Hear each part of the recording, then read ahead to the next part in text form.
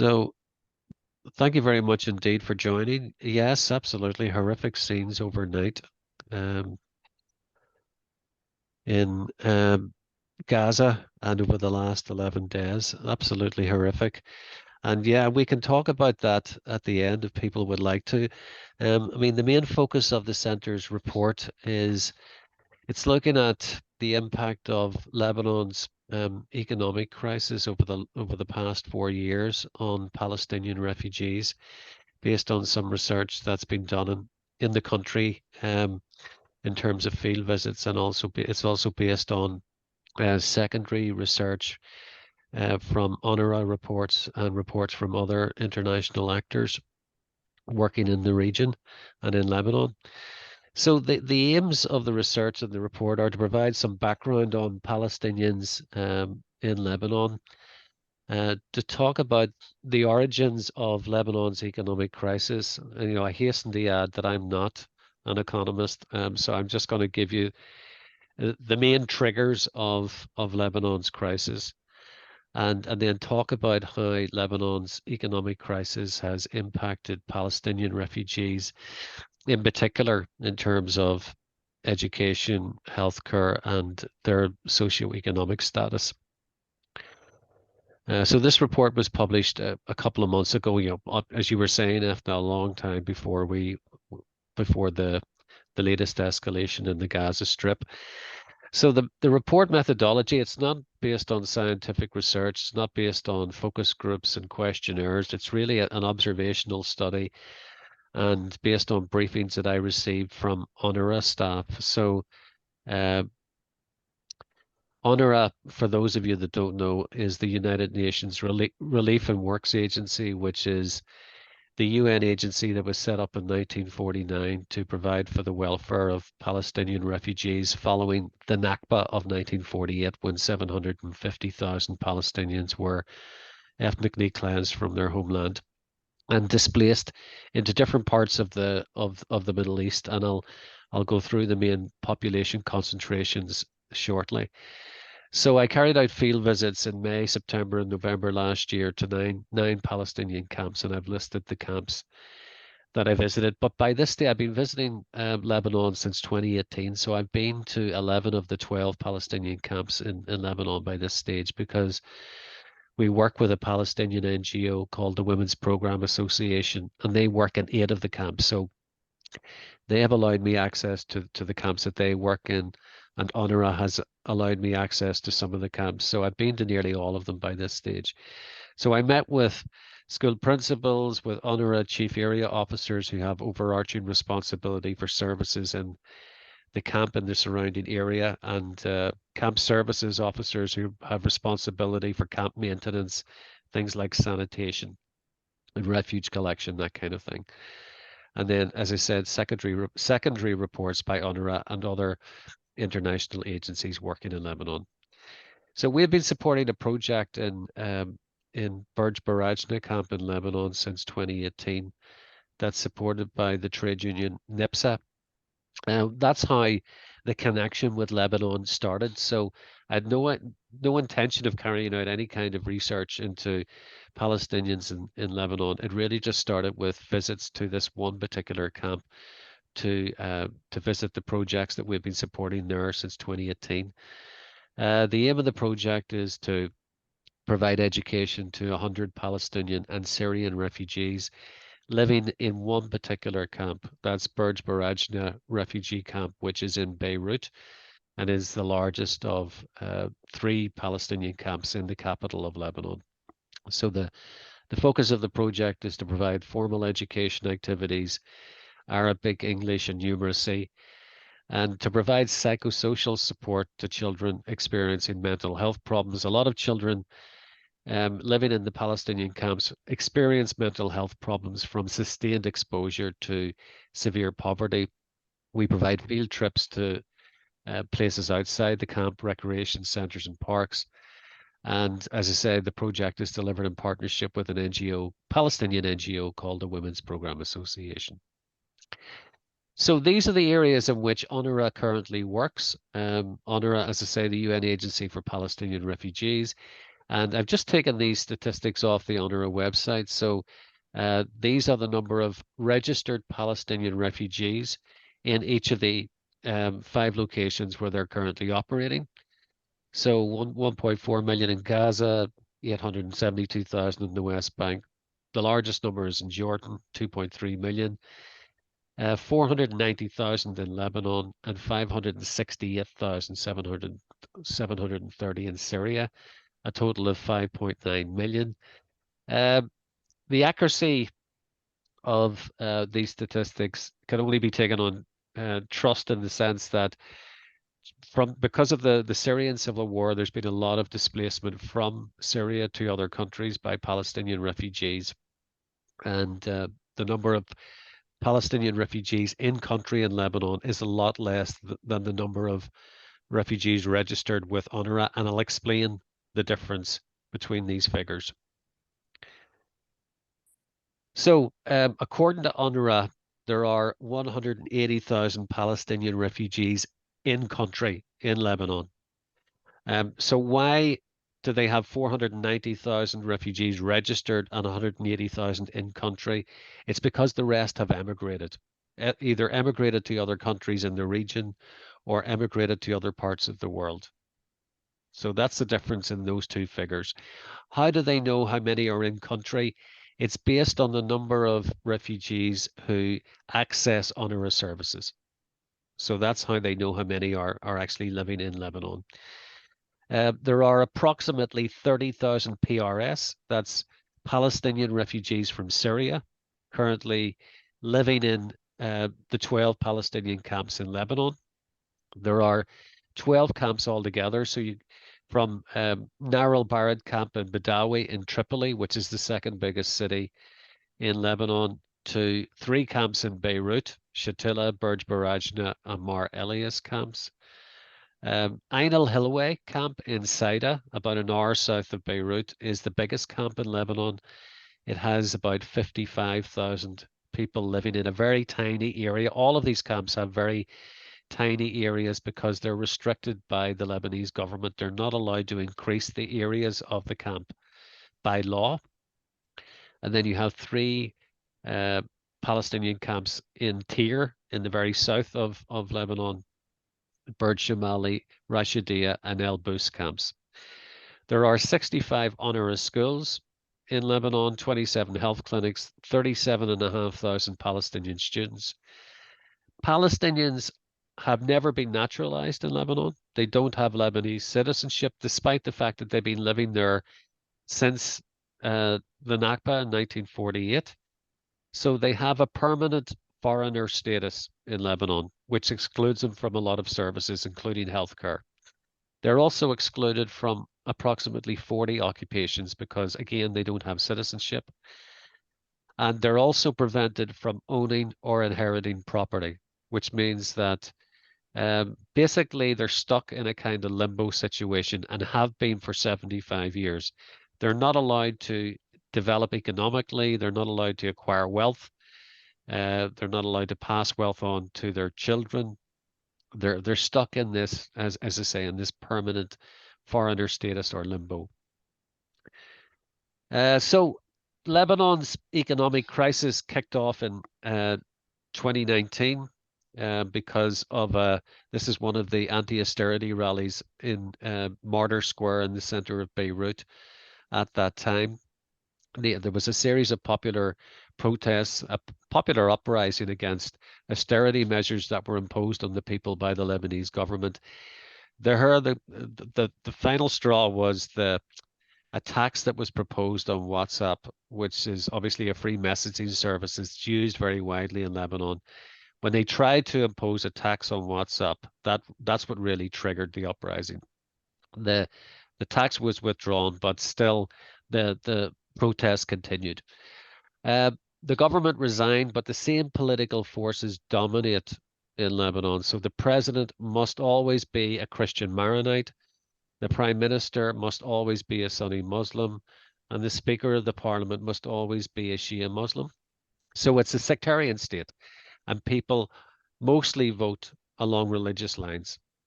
So this is one of the the main obstacles to political reform within Lebanon is this confessional state that they have where people vote along religious lines. In March 2020, Lebanon defaulted on a loan repayment of $1.2 billion because they had completely depleted their hard currency reserves. They had actually been using depositors' savings to try to repay debts that they owed to lenders. So they had used people's savings to pay lenders back, and that also triggered the crisis. The Lebanese pound has lost more than 90% of its value since the crisis against the US dollar. So before the 2019 crisis, the exchange rate between the Lebanese pound to the dollar was 1,500 Lebanese pounds to the dollar. When I was in Lebanon a couple of months ago, the exchange rate on parallel markets was 90,000 Lebanese pounds to the dollar. So if you go to Beirut tomorrow, what you do is you take your dollars or your euros to a Western Union office and you exchange the money there. You don't withdraw money from an ATM because the money that's withdrawn from the ATM has the official Lebanese government peg of 15,000 Lebanese to the dollar. But if you go to, as I say, an exchange office, you can get 90,000 Lebanese pounds to the dollar. So the currency has been completely devaluated. That means if you're paid in Lebanese pounds, everything has become much more expensive because of the devaluation of the currency and because fuel and food, the prices of those has surged like it has across the world. So people are experiencing extreme poverty across Lebanon. The other disaster that struck the country was an explosion in Beirut port on the 4th of August 2020. 2,750 tons of a chemical, ammonium nitrate, that had been stored in one of the hangars in Beirut port ignited, and it caused one of the largest non-nuclear blasts in history. 217 people died, 300,000 people were made homeless, and the estimated cost to the economy is $15 billion. There has been no justice or accountability for the victims of the blast. Again, there's been a cover up by a very corrupt government. There were warnings from port officials that the chemical should not be stored at the port, but because of a passing of the buck, a lack of accountability, it stayed there for a period of years, not months. So this was a disaster that could have been averted. So one of a series of disasters that has struck Lebanon. And the other thing to remember as well is that Lebanon has the highest number of refugees per head of population in the world. So Lebanon has approximately 1.5 million refugees. Most of them are from Syria in a very small country of only 8 or 9 million people. So it's been subjected to a series of shocks over the last 10, 15 years, but in particular, the last 4 years have been traumatic. But particularly traumatic for Palestinians for some of the reasons I mentioned earlier, the fact that they're banned from 40 occupations, including healthcare, engineering, and law. That means that they're consigned to the informal sector in terms of occupation. So since the arrival of PRS, Palestinian refugees from Syria, they are now in competition with PRL, Palestinian refugees in Lebanon, for employment in the informal sector. So that means that wages are dropping instead of going up because of this increased competition. In a socio-economic survey in September 2022, UNRWA found that 93% of Palestinians live below the poverty line in Lebanon. This coming shortly after the COVID-19 pandemic, which had a devastating impact on Palestinians because they work in the informal economy. They obviously weren't paid during that period because of lockdowns, and because they get paid in cash, they had no income during the lockdowns, which, as I say, particularly hit them hard. 33% of men, 94% of women are reported to be unemployed. Um, Most of the employment for women tends to be, as this woman in Shatila camp was doing, um, sewing and clothes making and selling that for a little bit of income. Um, 50% of workers don't have a contract with their employer, and 30% have a verbal contract, which, when it comes down to it, is worthless. 62% of families have reduced the number of meals consumed within the previous week. This survey, as I say, conducted last September. 51% of nearly 500 households surveyed had taken on debt as a coping mechanism to address the financial crisis. And between 2019 and 2022, the average cost of a food basket in Palestinian refugee camps increased by 560%, from 130,000 per month to 860,000. So basically, this economic crisis has impacted very vulnerable people very severely. In terms of education, there has also been a noticeable impact from the economic crisis. Palestine, a number of Palestinians had their children enrolled in private Lebanese schools, and they have had to withdraw them because they can no longer afford the fees.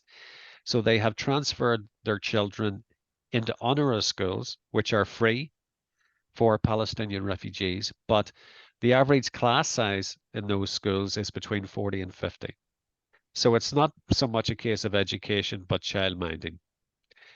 A lot of these schools are heading toward what's called double shifting. And this is what happens in Gaza and Jordan in particular. Most of the schools in Jordan double shift. So the same school building is used by two different school populations, one in the morning and one in the afternoon. So the reason for that is because they don't have enough school buildings in these different UNRWA fields, because um, they can't afford to construct them. And in the case of Gaza, they can't get the construction materials in because they're banned by the Israeli authorities. So the lack of school buildings is a critical issue for Palestinians, not just in Lebanon, but in the other areas that I mentioned earlier. The cost of public transportation has increased by 500%, which most severely impacts students who have to attend schools outside of their camps. So in a lot of cases, the schools are inside the camps, so there's no transport costs arising there. But in for example, Burj Barajna camp, there are no schools in that camp. So all of the school children have to transport out of the camp to attend school. That can cost parents around up to $20 a month, according to the principals that I met, which is quite a considerable cost for a Palestinian refugee. COVID-19 had a severe impact for Palestinian children because they had um, a lack of electrical or electronic devices to support homeschooling during lockdowns, or to stay in contact with their peers and with their teachers. Most Palestinian families will have one mobile phone for the entire household. So obviously very difficult for pupils to receive lessons from their school or from their teachers during lockdown. So they basically lost a year or 2 years, because the second year was a hybrid year. The second year of sort of semi-lockdown. So pupils came back 50% at a time. So classes were half full. So that meant pupils went to school maybe 2 or 3 times a week. So most pupils lost competences in literacy and numeracy when they came back to school. Also, there were behavioral problems because they struggled to settle back into school after being off for so long. Uh, Another consequence of COVID and the financial crisis is school dropouts. So according to UNRWA, the dropout rate in UNRWA schools is around 18%. Um, Most of those children who have dropped out are leaving to contribute to the family income by working. And when I was in Lebanon there just a few months ago in September, it was really noticeable how many young people were working in the city. not just Palestinians, obviously, but young people in general.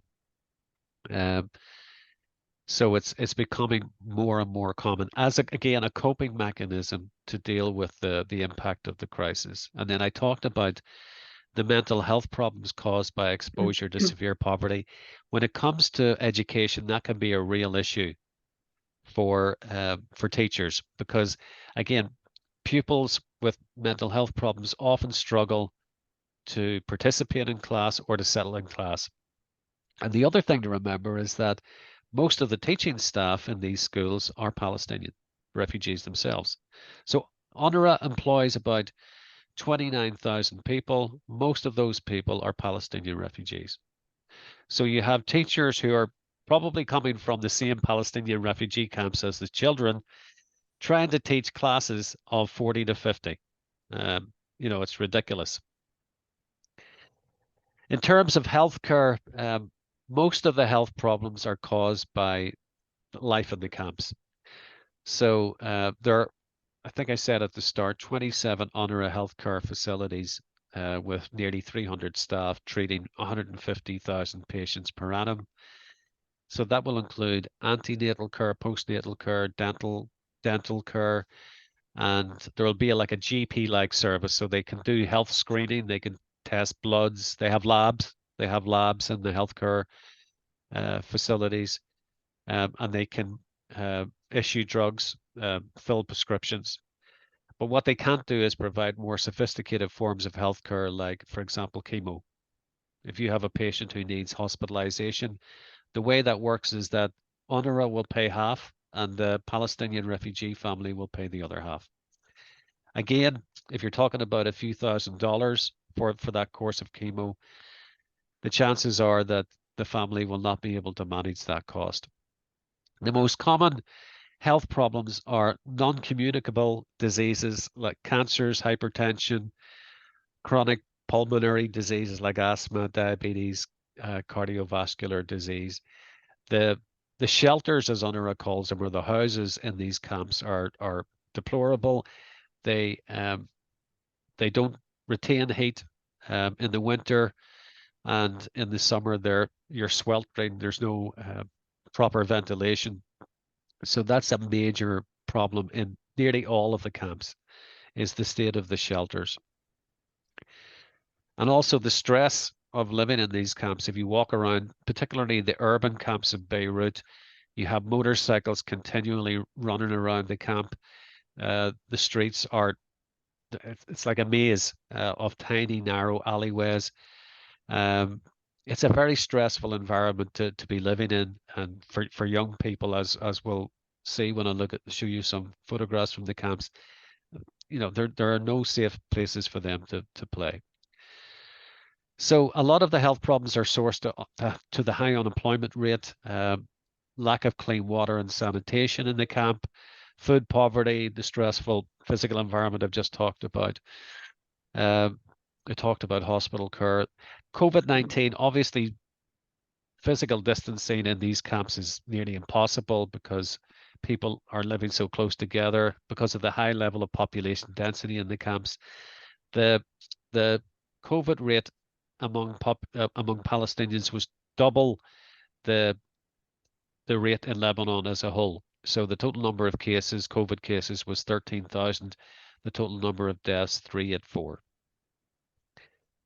So these camps, when you think of a Palestinian camp, you think of tents.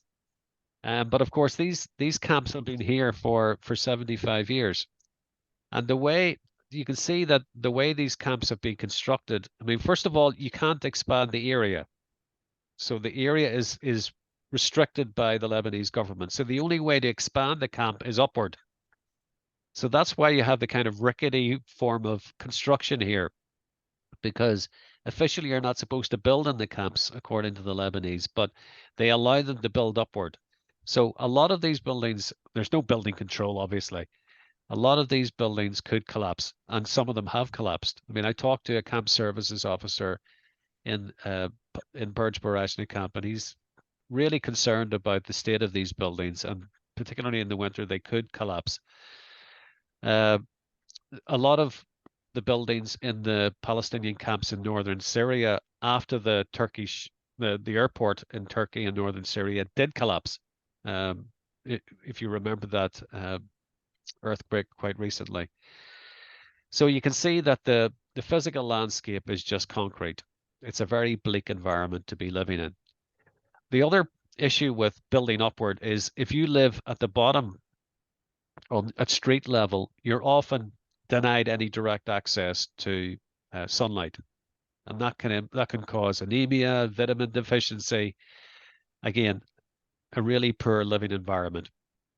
The rents increase according to whether or not you have access to sunlight. From a child's point of view, the living environment is awful. As I say, no safe places to play. Uh, these camps are, literally just a maze of streets. If I set out in these streets, even after going to a lot of these camps repeatedly, I get lost pretty quickly unless I've got someone with me, because most of these alleyways are very similar. Um, and that's why, from a children's point of view, it can be very stressful and can cause severe mental health problems to be brought up in these camps. Uh, there's a major issue with the low-hanging wires in the camps, in these narrow alleyways, because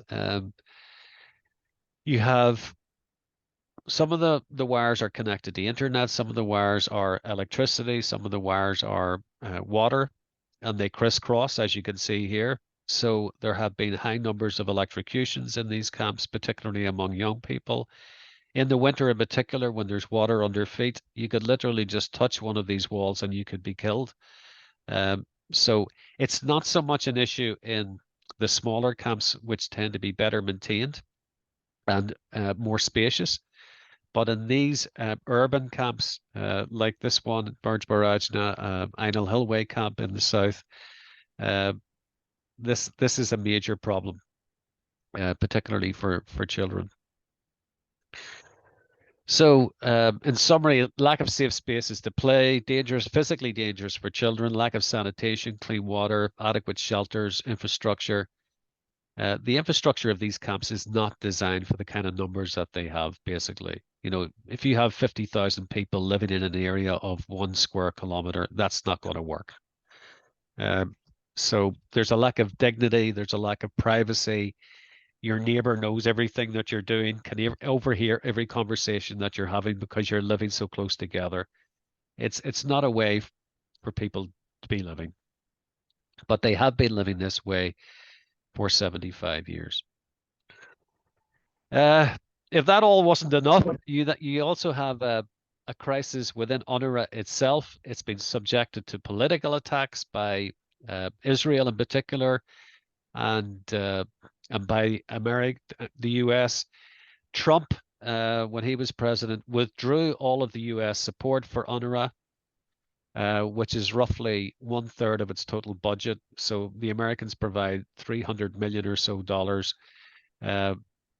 They provide Israel with $3.3 billion a year, just to give you a contrast in terms of budgets.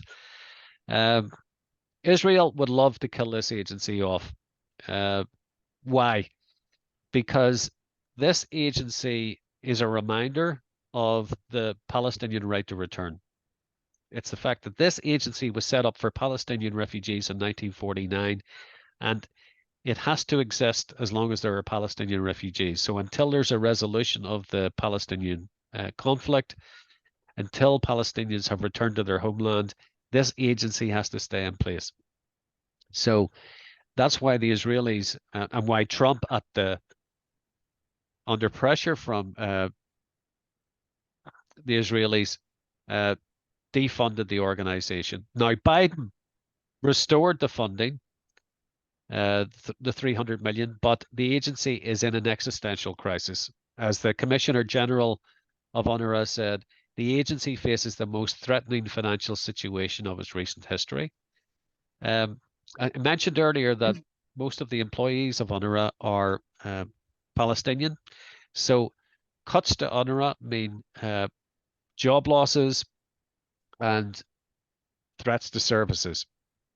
So some of the staff, the UNRWA staff in the occupied Palestinian territory in Jordan, Syria, and Lebanon have been put on long-term unpaid leave because uh, UNRWA can't afford to sustain the labor force that it has because of the financial pressures it's under.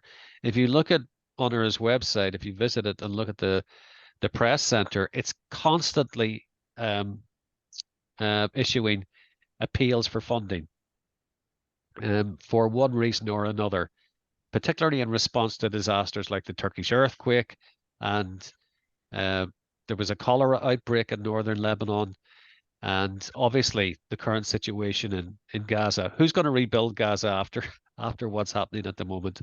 Um, how many installations, UNRWA installations, schools, health clinics, hospitals have been, not hospitals, schools and health clinics have been damaged or destroyed? How many shelters have been destroyed? How are they going to be rebuilt? Uh, since 2018, the agency and its mandate, as I've said, have come under increased political attacks, and services have been compromised by a lack of funding. When I was in Jordan in November 2021 visiting some of the camps there, and there was this protest outside of the camp service office in one of the camps in Jordan. So Palestinians are protesting to UNRWA about being forced to go on unpaid leave, and UNRWA are saying we don't have the funding to sustain our current labour force. Um, and then they appeal to donors, and so it goes on. It's constantly in a state of crisis. Uh, Einil Hillway. Before Gaza, I was I was going to talk about this crisis. Einil Hillway, the biggest camp in Lebanon, 55,000 people. There was a military escalation in this camp, an outbreak of fighting in on the 31st of July earlier this year, just a few months ago, between two Palestinian factions. One was Fatah, and the other one is Junud al-Sham, which is a Islamist Palestinian faction in the camp, and it's affiliated to Hamas. So 30 people were killed in this flare up of violence, and it was barely picked up on by the media. Uh, Currently, there's a temporary truce between these factions that is holding. But when the fighting broke out, the occupied Palestinian schools, the schools reopened on the 2nd of October, but the children couldn't go back to school because there were armed actors occupying the schools. There are 8 schools in Ain al Hilway camp. So the start of the school year was delayed.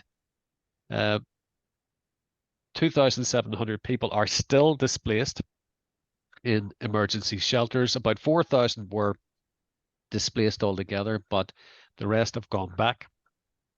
Um, so uh, this was a crisis before the current crisis, but as I say, it was barely picked up on. This seemed to be like a proxy conflict between Fatah and Hamas being fought out in this largest camp in Lebanon, um, reflective of the wider struggle between Fatah and Hamas for political control.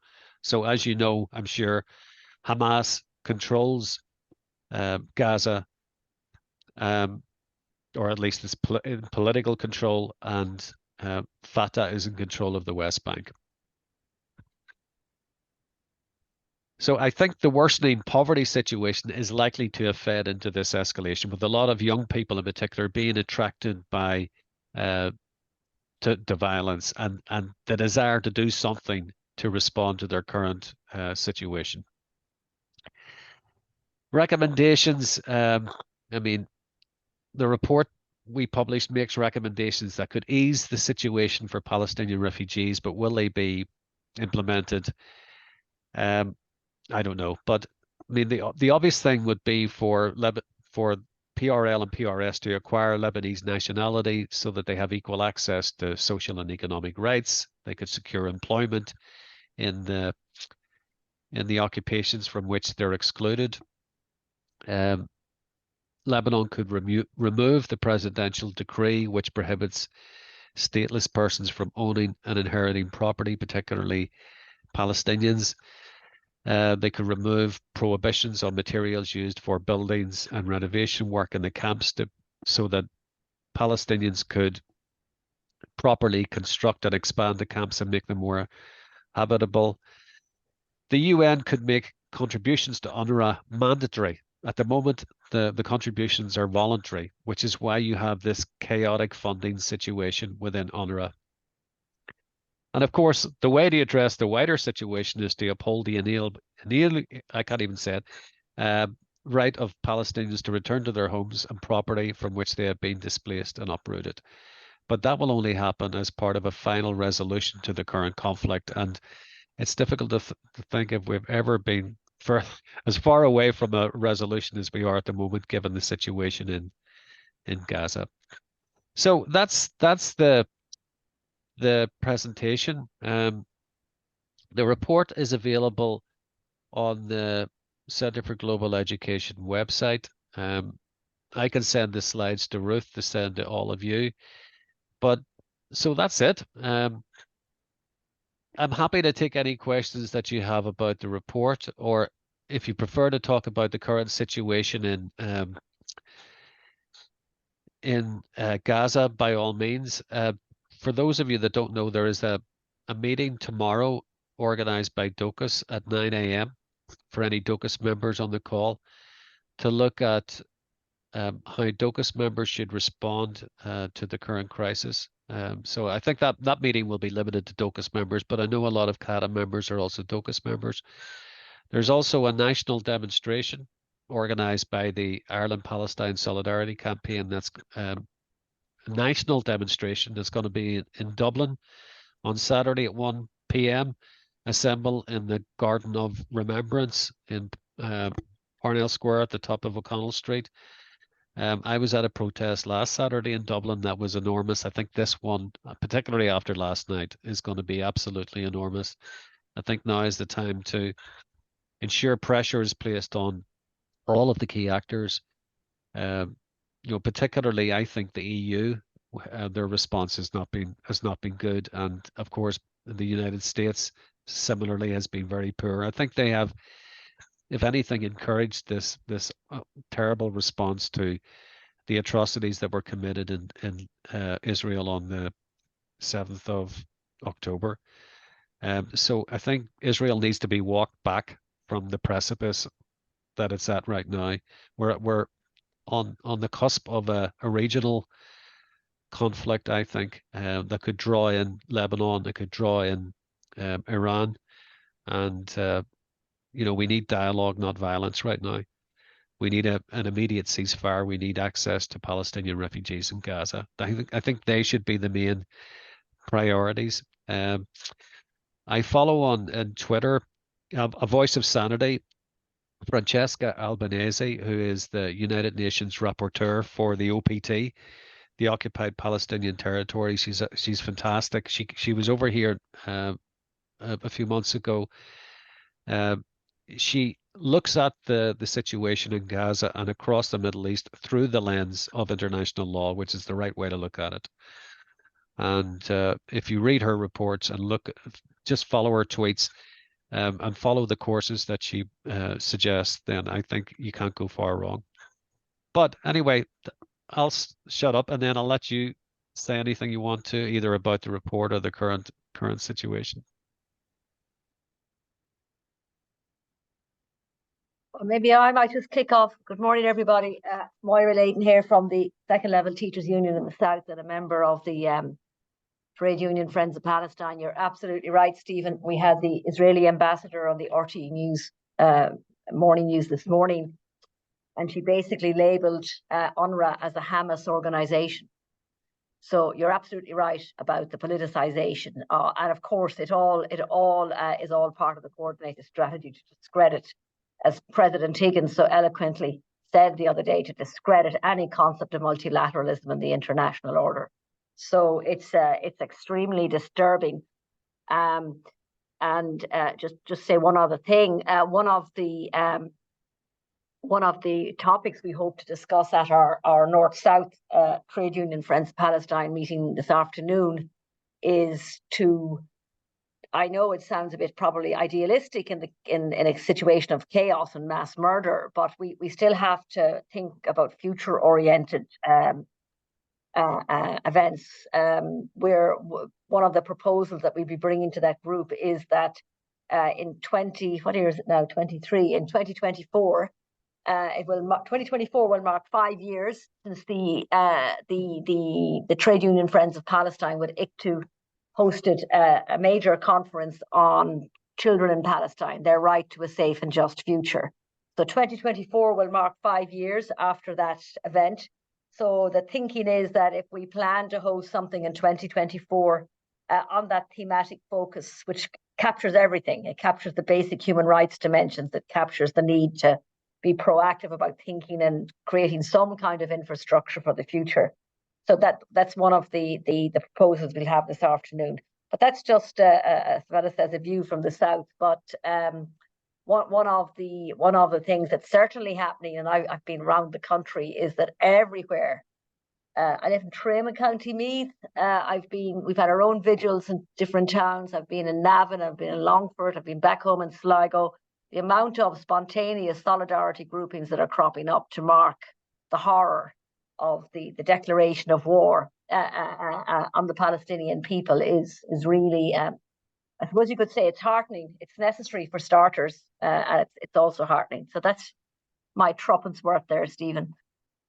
And thanks for the report, because we quite often forget Palestinian refugees in the camps. They really are the forgotten generation. I agree. That's one of the reasons we compiled the report, because we tend to forget about the diaspora, the Palestinians in exile from the OPT, and we shouldn't, because at this stage I've visited all of the fields in which UNRWA operates, and if anything, the living conditions in the camps in Lebanon are as bad, if not worse, than what I've seen in the West Bank and what I've seen in the Gaza Strip. So we shouldn't forget Palestinian refugees in the other fields, even though the need for a political solution in the OPT is paramount, because that has to come before we can enable, if this is going to happen, the return of Palestinians to their homeland. That should be our ultimate objective. But we're a long way off from that.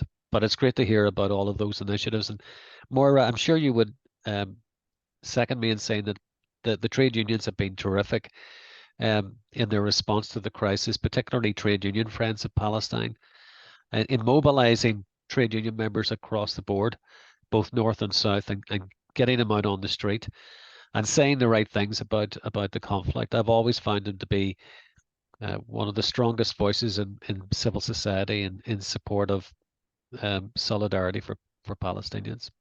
Yeah, absolutely. I mean, the vigil we had in Navan last week. What's very interesting as well, I think CADA, and it's something I'm very interested in, I suppose, as someone who's a bit long of the tooth and has seen in Ireland move from, well, Republic, Catholic, white, what's the word, to whereby now our last census said 17% of our population was born outside Ireland.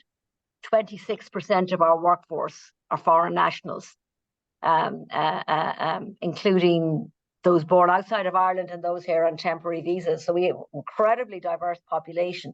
And one of the great learning experiences I'm having got re-engaged with the Palestine Solidarity Campaign, is the diaspora in Ireland, not exclusively the Islamic community, but quite a lot of the Islamic community, because not everybody from the global south is in the Islamic community, are so behind. And it really, I'm kind of saying to different political parties, this is a mobilization probably for the first time, and a citizenship act by people who've been living with us for years, whose children go to school, who pay their taxes, who create jobs. And this is really interesting. We should be looking to be able to start mobilizing more, and engaging, not just mobilizing, but engaging our diaspora in the wider civil society organizations, etc. So that's really interesting about the events I've been at. They've been, I would say, 1/3 Irish, 2/3 diaspora community, including people in direct provision and asylum seekers. But what's interesting about the Irish who are there, again, as you say, Stephen, I would say a good 50-60% of them are trade union, either retired members or activists or whatever. So it's good stuff, but it's going to be a long struggle, and the disinformation war, as we saw, already started last night. And the big deal on the interview with the Israeli ambassador was that it was Hamas which did it. And actually made the extraordinary claim that we left Gaza in 2005. We've nothing to do with it. I mean, amazing stuff. Anyway, sorry guys, I'll sign off.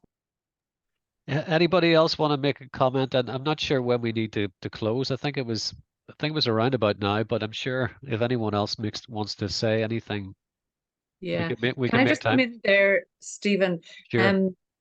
I have a second question to do with the presentation, but just to continue on the theme of the atrocities in Palestine, Israel at the moment, I concur absolutely with what Stephen and Moira are saying about what's happening there. And for me, I was watching it on Sky News this morning, the level of disinformation that's being put out by Israel is absolutely frightening. And the scientific, calculated, cold way in which their officials are presenting that information is very worrying, because you have Biden arriving today, you'll have Sunak arriving, I think it's tomorrow, and they will buy into that disinformation simply because there are economic and political advantages for them to doing so. They're doing business with Netanyahu, who is already discredited or should be discredited for his misdemeanors. And so you have this, if you look at the cohort of men who are in charge of this recovery from what has happened. And I am not for one moment justifying Hamas's onslaught on Israeli citizens at that festival 11 days ago. That is not just not acceptable. That is an atrocity. And I point that out in the interest of balance. But the Palestinians have been met with unwarranted and disproportionate response. And that's where we need to keep people real in this regard, that this is totally disproportionate, as Israel's response in Palestine has always been. And when you look, if you go back to 1949 and you look at the map and the way that state was actually developed, Palestine, and the size, small and all as it was, and look now at what is happening in terms of the size of the West Bank and Gaza, it just beggars belief that that could have been allowed to happen. But it will continue to happen because of the vested interests that are around the table. So I think it's so ripe for a citizens' movement against that. And the trade union and all of us who are trying to do something, including Sadaka, I would really recommend that you go on to Sadaka's website. Sadaka have been putting out amazing information, SADAKA, in case you haven't heard of them. They're a Palestinian solidarity group as well. And they've been putting out amazing information, trying to discredit what we're all hearing on our airways. So just to put that in there, it's going to continue, unfortunately. And just let's hope for Iran's non-involvement. Let's hope that we can de-escalate this a little bit. It's in everybody's interest. Let's hope we get that. So, Stephen, having said all that, if I may return to your presentation, thank you so much for bringing us that report. I found it really interesting. They are a forgotten people, the refugees in Palestine. And my question was, change happens, in my experience, from the bottom up. Is there community organization and community development happening in the camps, and are people working together, or are there too many factions, like you pointed out? First of all, I would completely endorse everything you said about the escalation in Gaza, and I would also completely endorse what you said about Sadaka. It's an amazing organization that does a lot of very effective advocacy work on behalf of Palestinians, often behind the scenes. You don't know what's happening, but it's going on. It's going on. A brilliant organization. Um, Unfortunately, yeah, the factionalism does tend to win out in the Palestinian camps, and also the religious hold that I mentioned that tends to dominate in terms of people's political voting intentions. There were some non-aligned candidates who stood in the last election. I was actually there during the election in Lebanon, and some non-aligned candidates stood in the election, and a few of them were elected, which is encouraging. But you have with Hezbollah a state within a state. They are not just a huge political force, but a military force. So they could potentially be an obstacle to any kind of large-scale popular movement for political change. That's one of the big issues, and as I say, the sectarianism is the other issue. It's a bit like what has plagued our political system up here in the north of Ireland. People's voting intentions determined by their religion rather than issues, cross-cutting issues that impact everyone, if I can draw that analogy. So that tends to be very prominent in Lebanon. So there have been small building blocks um, coming out of the popular protests in 2019. But unfortunately, as I say, they went to ground very quick. They dissipated very quickly because of COVID and because of the strong arm tactics of the state. But I think the impulse that was behind it is still there. So it's kind of it's a case of small steps, both in terms of Lebanon and in terms of the Palestinian situation. Palestinians in Lebanon are very much in the margins in every way.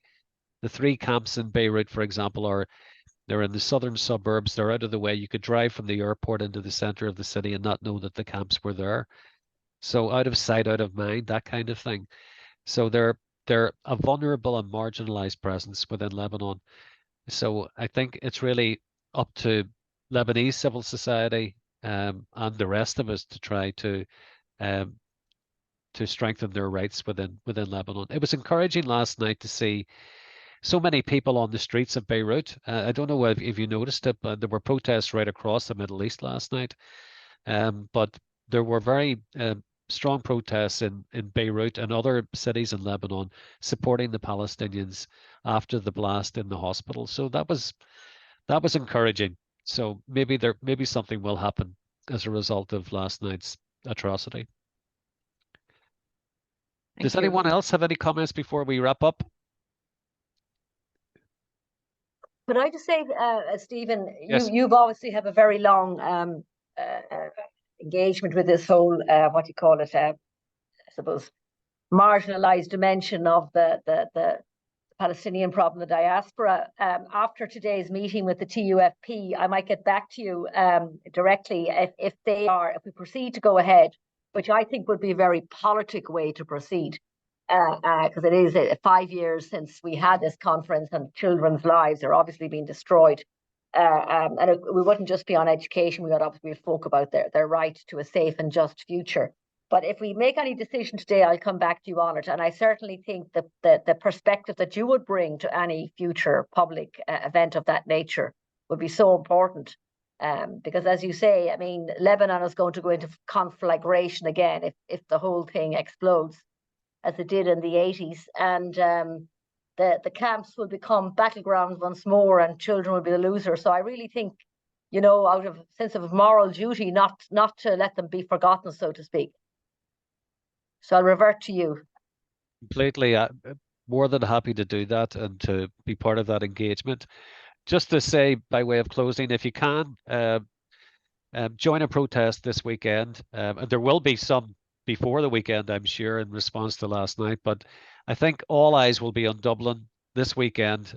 Particularly the politicians will be keeping a close eye on the big march in the centre of Dublin at 1 p.m. on Saturday. So if you can, try to get down and support that. We'll certainly be saying to Docus tomorrow that the international development agencies should be out on the streets to support that. At the march that I was at last Saturday, it was big, but I didn't see the presence of any of the INGOs, the international non-governmental organizations. It was mostly trade unionists and some of the smaller political parties. So we need everybody to be out this weekend um, to call for a ceasefire. That has to be the immediate objective, is to call for a ceasefire and to ensure humanitarian access to Palestinian refugees in Gaza. They have to be the two immediate priorities because of the total siege that's been on Gaza for the last 11 days.